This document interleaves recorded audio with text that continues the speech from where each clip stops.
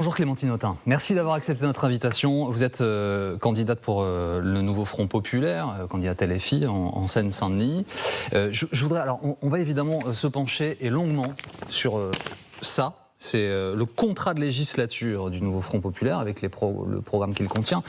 Vous venez d'entendre à l'instant Laurent Jacobelli. Alors Laurent Jacobelli fait allusion à ce qui s'est passé à Courbevoie et dit: certains portent pour partie la responsabilité, faisant allusion aux propos de Jean-Luc Mélenchon sur l'antisémitisme résiduel en France.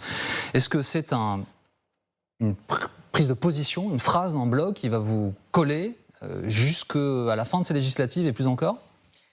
D'abord, permettez-moi de commencer par exprimer mon émotion, qui est très très vive au regard de ce qui s'est produit, parce qu'il s'agit d'une enfant de 12 ans qui a été violée par d'autres jeunes enfants. 12 et 13 ans. 12 et 13 ans, enfin, on peine à l'imaginer, à se le représenter, avec des scènes d'une très grande violence. Et en plus de cette expression ultime de la domination masculine, de l'antisémitisme, éhonté, puisqu'il s'agit d'insultes sales juives qui ont été prononcées, et ça c'est inqualifiable, insupportable, et donc ça doit être sanctionné. Et bien sûr que c'est à la croisée en fait de ces deux sujets qui me tiennent à cœur. Le combat pour l'émancipation des femmes, contre les violences faites aux femmes, que je mène depuis très longtemps, vous le savez, pour avoir été moi-même victime de viol, et ce combat contre l'antisémitisme qui, pour moi, est consubstantiel de la gauche. Je le dis souvent, mais c'est très important. Vous savez, la gauche, elle s'est constituée en 1789 avec cette belle Révolution française qui fonde notre République, mais elle s'est aussi beaucoup affirmée au moment de l'affaire Dreyfus. Et ce fil de l'histoire qui est la nôtre, contre l'antisémitisme, il est impensable que nous le perdions. Mais alors, qui est votre gauche ? Est-ce que Jean-Luc Mélenchon, avec ses propos, c'est votre gauche ? Puisqu'aujourd'hui, quelle que soit la réalité de sa pensée, l'ensemble de vos adversaires politiques continuent de dire qu'il a une responsabilité dans ce qui se passe compte tenu de ses propos. Ça, c'est impossible de dire que Jean-Luc Mélenchon est responsable du viol d'une petite fille de 12 ans. Ça me paraît pas raisonnable. Monsieur Jacobelli dit pour partie responsable compte tenu des propos. Ça, c'est pas raisonnable. Et par ailleurs, il est important que nous disions clairement qu'il y a une recrudescence des actes antisémites et que dans ce moment-là que nous vivons, depuis le 7 octobre et même avant, nous devons être au rendez-vous de cette histoire-là et aux côtés des Juifs de France et d'ailleurs qui ont peur et qui subissent cette recrudescence d'insultes et d'actes antisémites. Moi, je suis très inquiète de la fièvre dans notre pays. Vous savez, il y a une forme de fièvre où on oppose les combats les uns aux autres. Vous voyez ce que je veux dire ? On serait soit du côté de la lutte contre le rejet des musulmans, soit du côté de la lutte contre les actes antisémites. La gauche, sa responsabilité, c'est d'embrasser l'ensemble de ces combats et d'être capable de donner à voir la cohérence. Parce que vous savez, l'extrême droite, moi je suis très choquée de voir qu'il y a des juifs aujourd'hui en France qui pensent que s'il y avait un gouvernement d'extrême droite, ils seraient davantage protégés que si c'était un gouvernement du Front Populaire. Vous savez qui est arrivé en tête pour la présidentielle parmi les Français qui vivent en Israël ? C'est Éric Zemmour qui a fait le chiffre le plus important. Mais c'est inquiétant, c'est très inquiétant, parce que quand vous avez un projet, ce qui est le cas de l'extrême droite... C'est inquiétant, est-ce que ça ne questionne pas vos propres choix politiques ? Les gens qui incarnent les choses. Vous savez, il faut toujours se questionner. Donc moi, j'ai pas de problème à se dire qu'il faut qu'on balaye devant notre porte. Il n'y a pas de souci. Mais il faut que chacune et chacun, on a 10 jours là, se rende compte que la cohérence du projet de l'extrême droite, c'est le rejet de l'autre. Qui peut croire qu'en fonction de son identité, sa couleur de peau, sa religion, il ou elle va être protégé par un gouvernement dont le fond même, l'idéologie même, c'est la préférence nationale, c'est la chasse aux immigrés, c'est le repli sur soi, c'est la hiérarchie entre les individus et entre les sexes. Parce qu'on parle beaucoup d'antisémitisme dans le viol qui vient d'être perpétré à Courbevoie, mais j'aimerais qu'on ne perde pas de vue la dimension profondément sexiste. Et alors là, l'extrême droite, désolé, mais au tapis. L'extrême droite est pour l'ordre des sexes. L'extrême droite ne combattra jamais la domination masculine, ça n'est pas son projet. L'extrême droite, pour reprendre votre mot, le Rassemblement national a posé les choses clairement, a dit si nous avons la majorité absolue, ce sera Jordan Bardella, notre Premier ministre.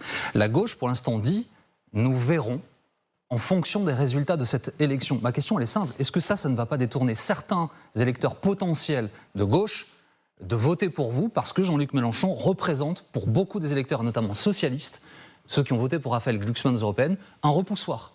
Écoutez, ce que nous avons dit, c'est que le profil du Premier ou de la Première ministre sera consensuel pour être capable d'animer cette majorité, ça paraît l'évidence. Donc, de fait, ça élimine un certain nombre de profils qui sont clivants à l'intérieur du... Pourquoi c'est si compliqué de dire, de fait, populaire. ce ne sera pas Jean-Luc Mélenchon? Pourquoi c'est si compliqué de dire ce ne sera pas? Oui. C'est ça que vous voulez me dire? Si c'est le cas, parce que j'entends ça en creux. Oui, j'entends bien, mais il me semble que Jean-Luc Mélenchon n'est pas aujourd'hui au cœur du dispositif et le point d'équilibre du nouveau Front populaire. Donc ça, c'est pas compliqué de vous le dire. Voilà. Maintenant, donc vous nous dites ce matin, ce ne sera pas Jean-Luc Mélenchon. Oui, mais je pense que tant que vous n'avez pas un autre nom, vous pouvez continuer à faire cette hypothèse. Nous avons deux choses importantes. Non, mais les faits peuvent être opposés, Madame Autain. C'est-à-dire que j'entends, mais je ça vous fais peut pas être un reproche. Vous pouvez nous dire ce matin clairement, ce ne sera pas Jean-Luc Mélenchon, et pour autant, ça ouvre un champ des possibles très très large. Oui, mais vous voyez bien que Jean-Luc Mélenchon ou François Hollande, parce que j'ai aussi entendu l'hypothèse François Hollande, ont peu de chances d'être au cœur de ce rassemblement, permettre que tout le monde puisse s'y retrouver. Aujourd'hui, c'est comme ça. Alors, justement, je fais un pont avec ce que vous disiez il y a quelques instants. Mais je peux répondre encore juste un mot sur l'affaire du Premier ministre, c'est que la question est aussi de mettre en scène une équipe. Nous ne voulons pas exercer le pouvoir de la même manière qu'Emmanuel Macron, dans des formes qui sont très 5e République, mais donner à voir également une équipe dans laquelle cette pluralité, qu'est la diversité de ce nouveau Front populaire, pourra exister. Donc peut-être, si vous voulez ne pas dire clairement des oukas, ce ne sera pas un tel ou ce ne sera pas un tel, vous voyez, ce n'est pas notre état d'esprit. L'état d'esprit, c'est de dire il faut que tout le monde puisse s'y retrouver. Mais pardonnez-moi, mais je reviens à cette question. Ce ne sera pas un tel peut avoir un impact sur les gens qui pourraient voter pour vous. J'ai bien compris. Il y a quelques instants, Chloé Morin sur ce plateau qui fait des études quali, comme on dit, qui appelle des gens tous les jours pour sonder l'opinion des Français. Il y a aussi un avis sur l'équilibre des forces, je pense. Peut-être a-t-elle un avis, en tout cas. Mais c'est valable pour d'autres instituts de sondage. Jean-Luc Mélenchon sort comme une personnalité extrêmement clivante, qui repoussoir pour certains à gauche. C'est bien ce que j'étais en train de vous dire, c'est que nous ne pourrons pas avoir pour animer cette équipe une personnalité clivante. Alors, les noms qui sont sortis sont beaucoup des noms d'hommes. Mais Clémentine Autain, vous êtes première ministrable. Est-ce que oui, comme d'autres... Il y a beaucoup de noms d'hommes, mais c'est sûr qu'à un moment donné, le temps des femmes va arriver. Et dans ce pays, et à gauche, je le pense. Bon, il y avait déjà une femme à Matignon, avec Madame Borne. Est-ce que comme d'autres, c'est-à-dire comme Monsieur Ruffin, Monsieur Mélenchon, de mémoire il y a également eu Monsieur Roussel, ils ont utilisé l'expression « je me sens capable de ». Est-ce que vous vous sentez capable de? Oui, je pense que nous sommes nombreux et nombreuses à être capables d'exercer cette fonction et nous déciderons qui l'exercera collectivement après cette élection. Maintenant, vous savez, l'enjeu, c'est de gagner. Et d'avoir une majorité claire pour pouvoir mener à bien les transformations profondes que nous voulons conduire dans le pays. Un dernier mot avant qu'on plonge dans le contenu de ce programme. Olivier Faure, qui est donc le patron du Parti Socialiste, a dit hier, avant-hier, pardonnez-moi, il faudrait voter. Il faudrait que les députés votent pour le choix du Premier ministre. Et à la France Insoumise, certains ont répondu non. Celui qui aura le plus de circonscriptions l'emporte et c'est comme ça que ça se passe. Vous avez un point de vue, j'imagine, cette question.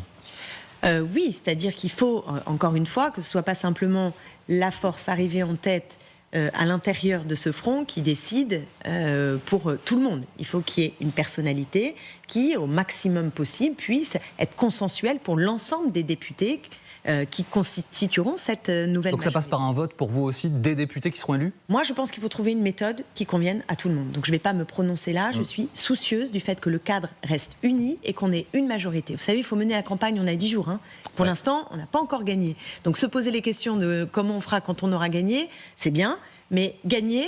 Et s'organiser pour gagner, c'est mieux, je vous l'assure. J'imagine que hier matin, vous avez eu les Échos, Valérie Rabault, pleine page dans les Échos, consacrée à votre programme. Elle est ancienne rapporteure du budget, socialiste, donc membre de votre nouveau Front populaire. Et Madame Rabault disait hier matin, nous avons 106 milliards de dépenses nouvelles engagées dans ce programme, qui est donc là, mais dans le même temps, dans la même page, Madame Trouvé, qui est LFI, dit on est plutôt autour de 300 milliards de dépenses nouvelles. Est-ce que vous avez, vous, un chiffrage à donner sur les dépenses nouvelles qui vont être engagées? Évidemment, on va entrer dans le détail, puis on regardera les recettes aussi. Je ne vais pas trancher entre les deux et je ne souhaite pas trancher. Je pense que le chiffrage n'est pas forcément toujours évident à faire de manière précise, au sens où il faut penser les dépenses, mais aussi les recettes. Donc, le débat public tel qu'il est posé aujourd'hui, ce que j'entends en tout cas, c'est une espèce d'offensive très grande en disant c'est irréalisable, vous n'allez pas y arriver. Voilà. Je pense que les Français doivent avoir en tête qu'il s'agit d'un choix de société. C'est d'abord et avant tout un choix de société. Les normes comptables sont secondes par rapport au choix de société. Ça ne veut pas dire qu'ils ne comptent pas. Attendez, ça ne veut pas dire qu'ils ne comptent pas, mais ça veut dire que plein de fois dans l'histoire, on nous a dit, vous verrez, c'est impossible. Les congés payés, mais c'est inimaginable. Ils ont été faits. Le programme du Conseil national de la résistance, une folie. Cela a été fait. Oui, mais alors, donc, les exemples que vous citez, Madame Autain, ils ont un point commun. Vous avez raison, ce sont des moments fondamentaux de notre histoire, mais ils ont un point commun, sont des décisions françaises qui n'impliquaient que notre pays. Or, je me saisissais des Échos pour montrer ça et cette partie-là. La Commission européenne enjoint la France de présenter là une feuille de route. Nous sommes parmi les 7 pays qui ont une dette excessive. Ce que je veux dire, c'est que les décisions que vous parliez qui étaient françaises, là, on n'est plus une île. Enfin, oui, mais c'est pour ça que vit dans un collectif. Je suis tout à fait d'accord et c'est pour ça que je vous parlais recettes. Parce que ceux qui nous font des leçons aujourd'hui, budgétaires, sont ceux qui ont mis le pays dans le rouge. Et qui ont mis le pays dans le rouge sans apporter d'amélioration au quotidien des Français. C'est-à-dire en faisant toute une série de réformes sur les retraites, sur le chômage, sur les services publics, qui ont contribué à détruire le contrat social, les protections sociales. Et ceux-là, ils nous ont mis dans le rouge. C'est-à-dire qu'ils ont creusé les déficits. Et pourquoi ils les ont creusés ? Parce qu'ils ont donné beaucoup d'aide à des grandes entreprises, à des hyper riches, sans aucune contrepartie. Donc ce qu'il faut comprendre, c'est que nous, notre logique, c'est que nous allons mettre à contribution ces grands groupes qui, aujourd'hui, profitent de niches fiscales incroyables. Nous allons rendre plus progressif l'impôt et nous allons faire rentrer des milliards et des milliards, des dizaines de milliards d'argent public dans les comptes de l'État pour pouvoir mener à bien les transformations que nous voulons et qui amélioreront le quotidien des Français en matière d'école, en matière d'hôpital, en matière de transport. C'est la page 12 de ce programme, je l'ai sous les yeux là. Bon, vous la voyez peut-être pas bien à la maison en raison des lumières sur le plateau. Bon, évidemment, je l'ai noté. J'ai passé du temps dans votre programme. Vous dites, on va accroître la progressivité de l'impôt. Non, c'est normal, c'est mon métier. Je fais beaucoup de chaînes d'infos et c'est très agréable de pouvoir parler programme. C'est normal, c'est mon travail. Donc, vous voulez 14 tranches. 14 tranches. Est-ce que vous avez un détail à donner aux gens qui nous regardent ? Parce que les gens qui vous regardent se disent ce matin, attendez, moi je gagne moyennement plus. Est-ce que ça veut dire que demain je paierai plus d'impôts ? D'autres qui ont monté une entreprise, qui ont 2 salariés, disent moi je gagne bien ma vie, enfin, parce que j'ai travaillé pendant 30 ans, j'ai un bon revenu, est-ce que demain je vais être assommé d'impôts ? Alors d'abord il faut comprendre que pour ce qui concerne la majeure partie de la population, les classes moyennes qui payent des impôts, eh bien ces impôts vont globalement diminuer. Et que c'est on ne peut pas dire précisément au sens où, quand vous voyez bien, quand vous remplissez votre feuille d'impôt, c'est pas simplement votre salaire, il y a plein d'autres choses qui rentrent en ligne de compte pour calculer votre impôt. Donc je ne peux pas vous dire, vous gagnez tant, vous allez payer exactement ceci ou exactement cela. Mais l'impôt va être plus progressif. Donc ce qu'il faut retenir, c'est que pour la grande masse de la population, les classes moyennes qui payent des impôts, l'effort sera moins grand. En revanche, en effet, pour les plus riches, pour les 1% les plus riches notamment, effectivement, il va y avoir des ponctions qui vont être plus grandes, mais je trouve normal que dans le moment que nous traversons, avec les crises multiples, le mot crise même, il devient complètement, on utilise le mot, mais moi depuis que je suis née, on est en crise, mais disons que, en tout cas, on voit bien les défis que nous avons à relever, aussi bien sociaux que écologiques. Les hyper riches et les grands groupes mettront au pot commun. À quel endroit place-t-on la limite des riches ? Et je précise ma question, vous êtes pour donc, le rétablissement de l'impôt sur la fortune. Je questionnais M. Coquerel sur ce plateau avant-hier, il m'a dit 1 million d'euros fortune mobilière ou revenu, donc les deux 1 million d'euros, vous êtes éligible à l'ISF. Je le questionnais sur ces familles qui ont acheté une maison, où une maison a été transmise dans un quartier qui, je pense à Paris par exemple, le 18e arrondissement, alors désolé si vous ne connaissez pas, qui n'était pas un quartier très en vogue, qui aujourd'hui vaut très très cher. Et M. Coquerel avait l'air de balayer cet argument en disant mais c'est pas vrai, quand on a 1 million d'euros de biens immobiliers, on est riche. Alors, est-ce que c'est vrai ? Est-ce qu'on est riche à 1 million d'euros de biens immobiliers ? C'est vrai que votre question, je ne doute pas qu'il y a quelques personnes que ça peut intéresser.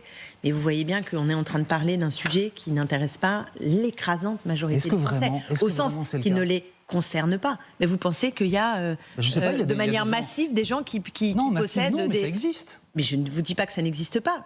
Je pense que l'idée que vous avez des gens aujourd'hui qui sont en train de se demander s'ils vont manger ou s'ils vont avoir du chauffage. Et vous, ce dont vous me parlez, c'est de celui qui a un hôtel particulier à Paris, dans le 18e, pour savoir s'il va payer plus d'impôts. C'est un appartement, je pourrais vous parler de famille. Mais qu'importe, mais moi, l'île de Ré, de paysans qui sont retrouvés avec ça, je pourrais vous parler dans le sud-ouest, dans le sud-est. Je vous réponds que notre priorité, ce sera de faire en sorte que les Français qui aujourd'hui ne savent pas choisir entre manger et chauffer leur appartement, eh bien que ceux-là puissent et manger et chauffer leur appartement. Donc c'est 1 million d'euros, oui, revenus ou immobilier, confondus. Oui, les hyper riches vont payer plus. Voilà, ça c'est absolument clair. Je ne vais pas vous raconter autre chose. Autre question pour être précis. Réformer l'impôt sur l'héritage pour le rendre plus progressif, dites-vous, en ciblant les avec la CSG aussi. Oui, les plus hauts patrimoines, instaurer un héritage maximum. Est-ce que vous connaissez le montant de cet héritage maximum? Non, je n'ai pas ce chiffre précis à vous donner aujourd'hui parce qu'aussi c'est le fruit de discussions entre les différents partenaires et que le chiffrage va tomber. C'est pour ça que je ne vous réponds pas aussi de manière très technique. Et par ailleurs, nous voulons que le Parlement ait un rôle important à jouer. Donc, ce qui est important, c'est de voir quelle est l'orientation. Et ensuite, il y aura une discussion avec les parlementaires pour savoir exactement où sont posés les curseurs. Mais là, ce qu'on demande aux Français de choisir, c'est pas le détail technique, voire même des problèmes qui peuvent exister sur les enjeux d'héritage. Je ne veux pas du tout les nier.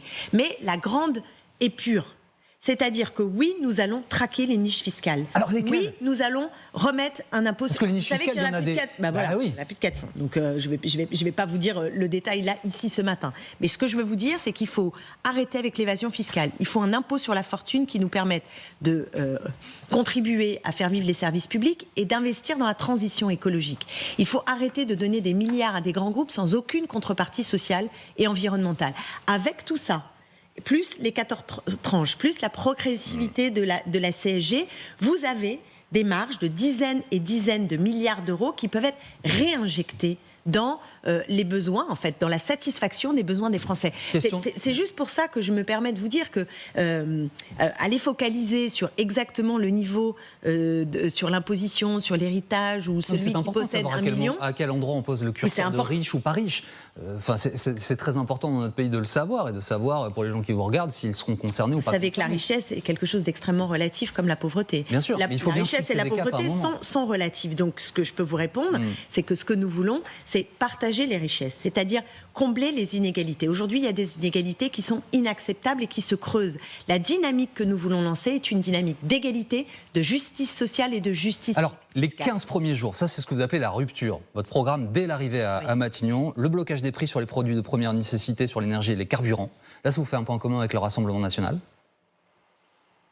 Ça nous fait, vous cherchez les points communs, c'est ça ? Oui, il peut arriver que sur un point précis, ce soit le cas, mais je n'ai aucune confiance dans Jordan Bardella pour une raison aussi simple, c'est qu'il a dit lui-même qu'au fond, il allait regarder les comptes publics et qu'il verrait ensuite ce qu'il serait capable de faire. Donc il a déjà commencé à renoncer. Alors justement, avant même d'arriver au pouvoir, il nous explique que sur l'abrogation de la réforme des retraites, il n'est pas sûr qu'il va le faire. Il attend de voir quel sera l'état des comptes avant de l'abroger. Donc vous me dites priorité deuxième temps. Donc vous dites la même chose. Non, pardonnez-moi, j'ai pas dit ça. J'ai dit sur ce point précis. Oui, mais moi je vous dis que sur l'ensemble des points, même s'il peut y avoir une ou deux mesures sur lesquelles nous sommes d'accord, et encore, il faut aller chercher loin, parce que la hausse du SMIC, ils ne sont pas d'accord, parce que la taxe sur les super profits, ils ne sont pas d'accord, parce que l'indexation sur des salaires sur l'inflation, ils ne sont pas d'accord. Donc pour aller chercher les ressemblances, il faut vraiment rentrer dans le menu détail, mais même quand il y en a, je vous le dis, la confiance dans Jordan Bardella, elle ne peut pas exister, puisque d'emblée, il explique qu'en fonction de l'état des comptes publics,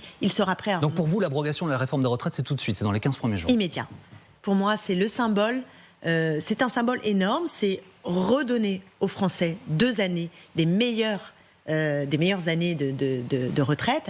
Et c'est aussi une manière de leur dire, voyez, la majorité du pays, la majorité des syndicats sont opposés à cette réforme des retraites. Eh bien, la majorité de l'Assemblée nationale doit être conforme à cette majorité sociale et à cette majorité des Français. C'est important, vous savez, Emmanuel Macron, il a écrasé la volonté populaire. Il l'a écrasée sans cesse. Donc, si nous arrivons à être majoritaires le 7 juillet, je fais cette promesse, c'est que nous aurons à cœur d'être fidèles aussi à ces majorités qui permettent de faire avancer sur le plan social, sur le plan environnemental, notre pays. Vous êtes donc pour une 6e République. Oui. Avec donc la fin de la 5e, pour dire les choses assez. Ce qui explique aussi sur le poste de Premier ministre, oui. La façon dont nous abordons les choses. Nous avons envie de mettre en avant un collectif. C'est aussi une manière de dire notre désir de 6e République. Est-ce que vous vous engagez à ça en cas de cohabitation? Parce que c'est évidemment pas quelque chose de simple de mettre fin à une constitution pour en créer une nouvelle. Comme vous le dites. Et quel est le calendrier que vous donnez aux gens? Écoutez, sur la 6e République, il faudrait engager en effet un processus. Ah oui. Pour cela, gagner l'élection présidentielle nous permettra évidemment d'avoir de l'air. Mais en attendant, il y a déjà des actes que nous pouvons poser et qui sont dans notre programme. Sur le 49.3, oui. qui est une méthode brutale. Alors, le 49.3, pardonnez-moi de vous interrompre, mais il a été prévu dans les outils de la Constitution parce que la Constitution est telle qu'elle est. En cas de blocage. Oui. En fait, dans la 4e République, il y avait des blocages récurrents. Le président de la République n'avait pas de pouvoir, le Parlement en avait trop. On a rééquilibré un petit peu les choses. Et on a donné cet outil à l'exécutif pour pouvoir faire passer des textes. Oui, il y a d'autres outils à disposition. D'abord, parfois, le président de la République, et qui n'est pas une majorité, la Macronie, s'est assis sur les majorités formées positivement à l'Assemblée nationale. On en a eu sur les questions du logement, on en a eu sur... Enfin, il y a différents sujets positifs sur lesquels il y avait des majorités et le gouvernement n'a pas respecté le vote de l'Assemblée nationale. Ensuite, nous avons des méthodes possibles comme le référendum. Je vous assure que si on fait un référendum sur les retraites, nous le gagnerons, sans passer par un 49.3. Donc il y a d'autres méthodes que la brutalité pour gouverner, et je pense que c'est aussi le profil du nouveau Front populaire. Il faut bien l'entendre. C'est cette méthode démocratique, c'est le respect des médiations. Quand l'extrême droite au pouvoir, ce sera davantage de brutalité, davantage de mépris des syndicats, de mépris du monde associatif, de mépris des citoyennes et des citoyens, parce que la démocratie et la République ne sont pas dans leur ADN. Alors, il y a quelque chose qui, a priori, en tout cas pour vos adversaires politiques, est présenté comme n'étant pas dans votre ADN, c'est la sécurité. Alors, que ce soit la majorité sortante ou les candidats LRRN, ils font état de propositions sur la sécurité pour améliorer le quotidien des Français, disent-ils. Vous proposez la remise en place d'un rétablissement, le rétablissement de la police de proximité, oui. La suppression de la réforme Darmanin sur la police judiciaire, l'augmentation du nombre de policiers. Ensuite, il y a la suppression de l'IGGN pour avoir un organisme indépendant sur les enquêtes, revoir la formation des policiers et agir contre la surpopulation carcérale. Bon. Est-ce que de bonnes mesures que j'approuve. Peut-on aller au-delà des mots? C'est-à-dire, bien sûr. Ça veut dire quoi concrètement, par exemple, agir contre la surpopulation carcérale? Construire des prisons, ça prend des années. Je vais vous dire, je vais être très concrète. Vous le savez sans doute parce que vous l'avez couvert. À Sevran, il y a eu des meurtres. À Sevran et à Aulnay, il n'y a pas très longtemps, des meurtres dans des quartiers très populaires. Eh bien, la police de proximité, ça veut dire quoi? Nous, on n'a pas de commissariat de police de plein exercice. C'est un peu technique, mais en fait, manquons de policiers à Sevran dans une ville de 50 000 habitants. Ça, c'est une question de service public. Quand on dit qu'il faut une police de proximité, c'est de dire que, par exemple, quand il y a un meurtre qui a été commis dans un quartier populaire et que le soir et le lendemain matin, il n'y a pas de policiers pour rassurer la population, je dis, mais où est la République ? Où est la République ? Donc, il ne s'agit pas aujourd'hui de faire des lois toujours plus répressives, mais de ne pas avoir l'humain présent dans ce type de situation, de la même manière que quand vous avez des femmes qui appellent le soir, parce que le soir d'ailleurs, pas forcément le soir, parce qu'elles sont victimes de violences conjugales et qu'on vous dit désolé, on n'a pas d'équipe.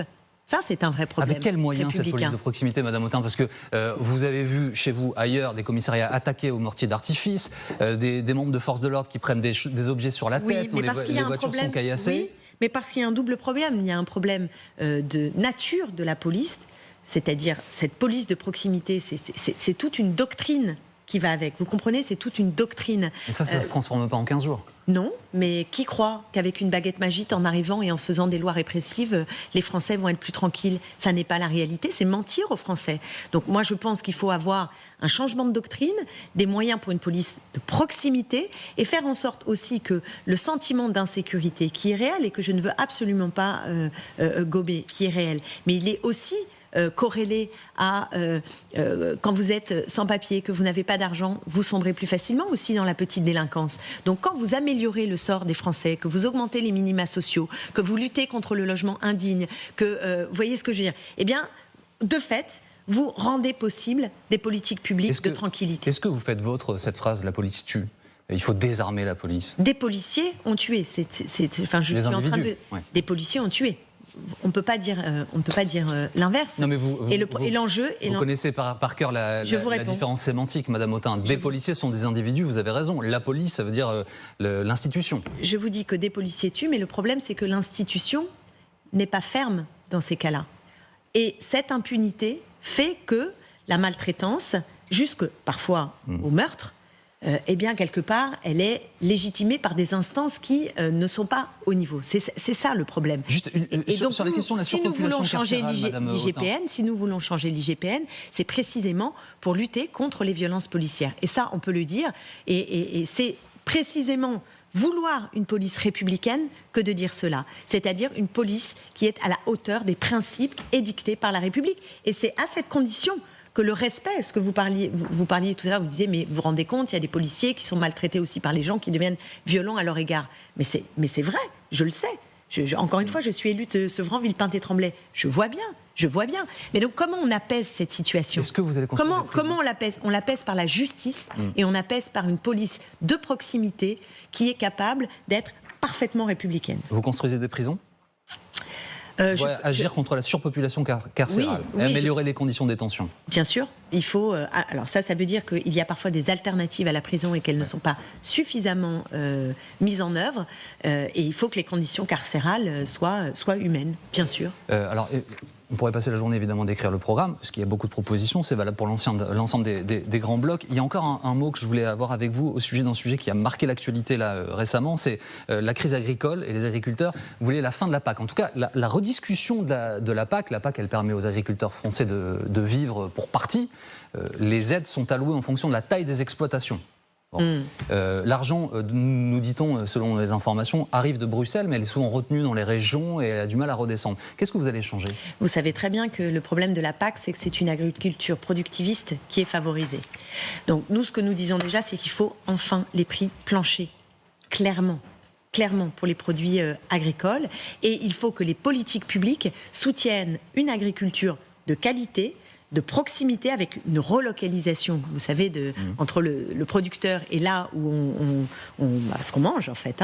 Et là, il y a toute une politique publique qui doit permettre à la fois aux agriculteurs de pouvoir vivre de leur travail et en même temps à nous, citoyennes et citoyens, de manger sainement. Pour nous, la logique de la PAC, elle ne répond pas à cette ambition. Pour dire les choses, est-ce qu'au-delà des 15 jours de la rupture, les autres propositions dont nous avons débattu et discuté pour partie, c'est faisable en même 2 ans et demi ? Si on a 5 ans, évidemment, c'est beaucoup mieux. Et si on a un mouvement populaire aussi, vous savez, l'ampleur de la transformation que nous mènerons si nous gagnons, elle dépend aussi de la mobilisation. Ça, c'est vrai pour tout gouvernement de gauche qui arrive au pouvoir. C'est pourquoi j'appelle non seulement à se mobiliser le 30 juin et le 7 juillet, mais à continuer de se mobiliser si nous gagnons. Parce qu'en effet, nous aurons face à nous des puissants, des dominants qui ne voudront pas partager les richesses, qui ne voudront pas partager les pouvoirs. Et donc, c'est le peuple qui doit avoir le dernier mot. Merci beaucoup, Clémentine Autain, d'avoir été avec nous ce matin en direct sur LCI.